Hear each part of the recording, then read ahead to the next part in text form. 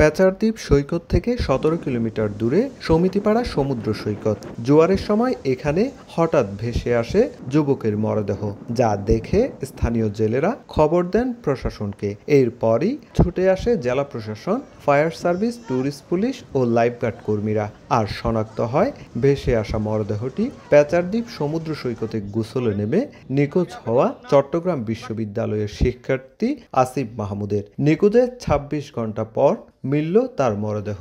আমরা খবর পেয়ে আমরা এখানে আসছি, সিসিএফ লাইফগার্ডের সদস্যরা, ট্যুরিস্ট পুলিশ ২০ কর্মী এবং ফায়ার ব্রিগেড সহ আসছে। আসার পর আমরা লাশটাকে শনাক্ত করেছি। দুদিনে চট্টগ্রাম বিশ্ববিদ্যালয়ের দুই শিক্ষার্থী শাবাব ও আসিফের মরদেহ উদ্ধার হলেও এখনও নিখোঁজ রয়েছেন আরেক শিক্ষার্থী অরিত্র হাসান।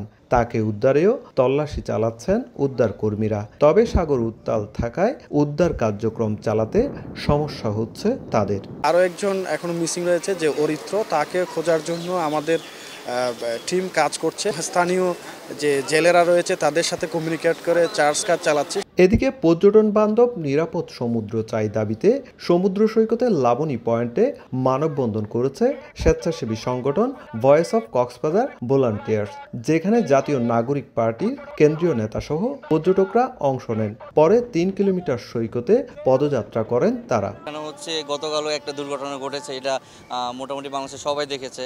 তো এই ক্ষেত্রে দেখা যায় আমাদেরও আসাটা একটু বাসা থেকে ডিফিকাল্ট হয়ে যায়। সরকার থেকে বিনীত আবেদন এই যে তারা যেন আরো লোক বাড়ায় সিকিউরিটির জন্য। আমাদের ট্যুরিস্ট পুলিশের সাথে, ডিসি অফিসের সাথে আর ৩টা জায়গার সাথে কোনো কোলাবোরেশন নাই। কোলাবোরেশন শুধুমাত্র মাসরিক সাপ্তাহিক একটা মিটিং ছাড়া আর কোনো কোলাবোরেশন দেখা যায় না। আপনারা এই মকারি বন্ধ করুন, জনগণের নিরাপত্তা নিশ্চিত করুন। মঙ্গলবার প্যাচারদ্বীপ সৈকতে গোসল করতে নেমে নিখোঁজ হন চট্টগ্রাম বিশ্ববিদ্যালয়ের ৩ শিক্ষার্থী, যাদের মধ্যে শাবাব ও আসিফের মরদেহ উদ্ধার হয়েছে।